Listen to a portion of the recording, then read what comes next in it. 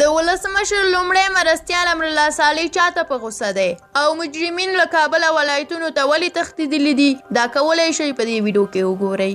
د افغان ولسمشر لومړي مرستیال امرالله صالح ویلي چې له هغو کسانو سره به قانوني چلن وشي چې په تخار کې د افغان ځواکونو په هوایي عملیاتو کې د 12 ماشومانو وژل کېدو ادعاوې خپرې کړي دي د تخار د والي ویان محمد جواد حجري ازادي راډیو ته وویل چې د چهارشنبې په ورځ د مرکز طالقان په هزار لاک سیمه کې پر یو جمعه د هوایي حملې په نتیجه کې 12 ماشومان وژل شوي او 14 نور یې ټپیان دي خو د ولسمشر غني لومړي مرستیال امرالله صالح پر فیسبوک باندې په یو بیان کې لیکلي دي چې د موثق اسناد لري چې دا ادعا ناسمه ده د ولسمشر ویان صدیقي هم پرون د ازادي راډیو په یو بحث کې په دې اړه سپیناوی وکړ د ولسمشر لومړي مرستیال امرالله صالح ویلي دي چې دا خبره دروغ ده او طالبان هر ورځ دروغ وایي دوی د خلکو په کورونو کې پټیږي له جماعت څخه یې قرارګاه جوړه کړې په کوم هیواد کې تاسو لیدلی دي چې په جماعت کې پوځي قرارګاه وي او طالبان په هر جماعت کې پوځي قرارګاه جوړه کړې ښاغلي صالح په خپل بیان کې د چا نوم نه دی اخیستی خو ویلي دي چې له هغو کسانو سره به قانوني چلن وشي چې له اوازو څخه یې سرخطونه جوړ کړي په کابل کې د ملګرو ملتونو مرستندوی دفتر یا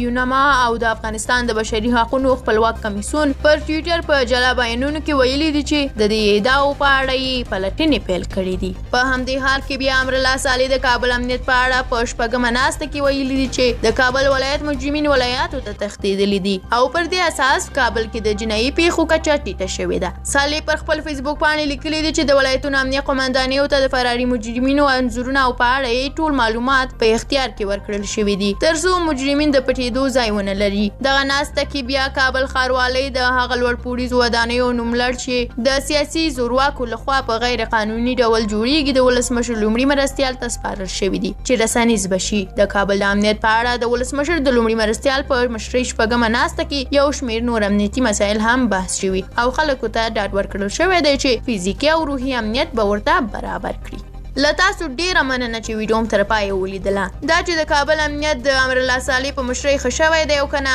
په دې اړه خپل نظر راسره شریک کړئ زموږ د یوټیوب چینل سبسکرایب هم هیر نه کړئ تر بلې ویډیو د خدای په امان